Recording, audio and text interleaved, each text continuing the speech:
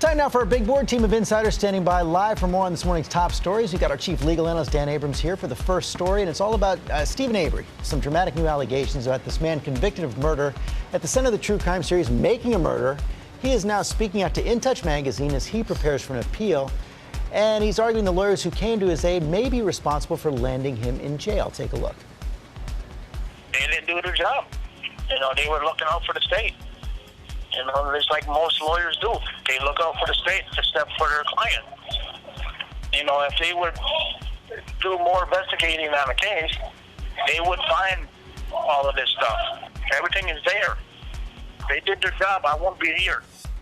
Now, Dan, that is grounds for an appeal if he can prove it. Yeah, except it's not true. He actually had really good representation. I think that he's been probably following or getting advice from someone about the case of Adnan Syed, the serial defendant, who really did have a real problem with his lawyers. Here, Stephen Avery had really good, very strong lawyers who represented him vigorously, and they couldn't win the case. But for him to blame them now, I think, is a mistake. And his lawyers are sort of issued a statement to us, sort of sadly saying that they think he's mistaken, but that they can understand, considering that he's been falsely imprisoned.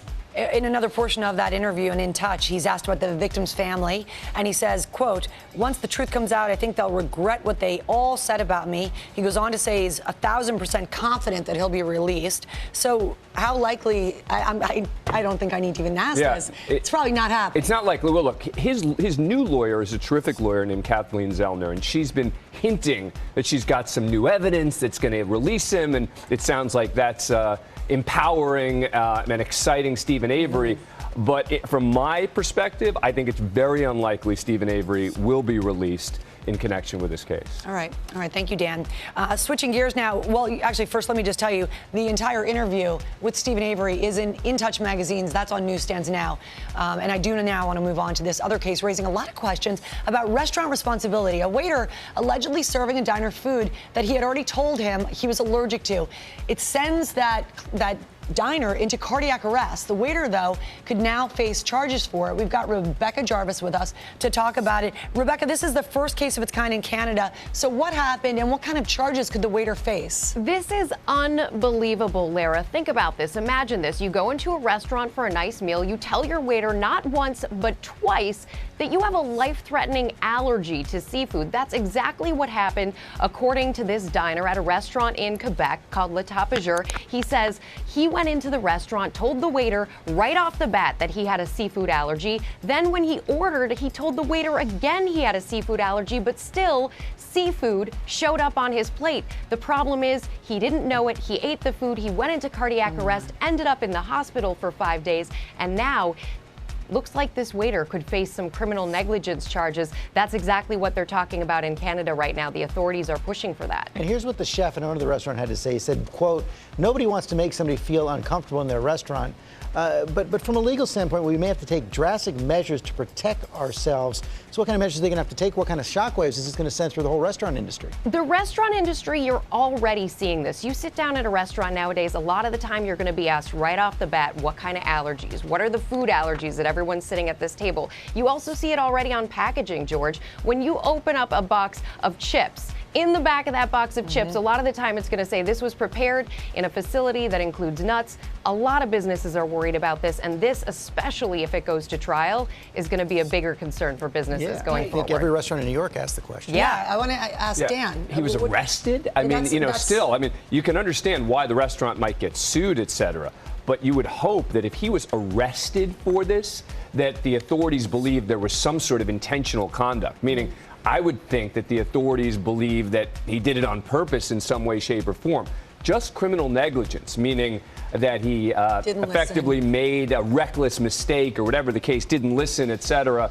He gets arrested for that and charged. That seems like a real reach. Just real quickly, Dan, one of your many other jobs is you own restaurants. How do you protect yourself against this? Well, look, you have to be very, very vigilant. I mean, and in fact, it's anyone who's been there before, you have notes as to what they're exactly allergic to in your system so that you remember it. But if they haven't been there before, then you have to ask. I was just going to say, is part of your waiter's training, you must ask, do you have any food allergies when presenting the menu? You want to ask them because, remember, you're talking about anything that could even touch the food, too. I mean, here you may have actually served him something he was specifically allergic to, but then you've also got concerns about other items around the food that can be allergy issues as well. Great, Dan. Thanks very much. Let's go on now to Tim Tebow.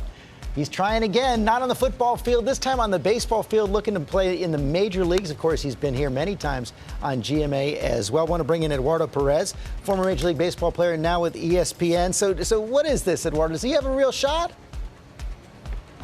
It's as big of a shot as being in the same swimming pool as Michael Phelps and Katie Ledecky. Think about this. And I'm not just talking about being in the semifinals. I'm talking about being in the finals against those guys, not in the medal stand. This is a very difficult task. Everybody thinks major leagues, but you then have to go all the way to the minor leagues, instructional leagues, even winter baseball. That's as much as baseball as he has to do. As a matter of fact, I called one of the teams in Puerto Rico, the Santurce Crabbers, and they were excited. They said, bring him on. We'll take him. We'll give him a tryout. They even extended a letter to him.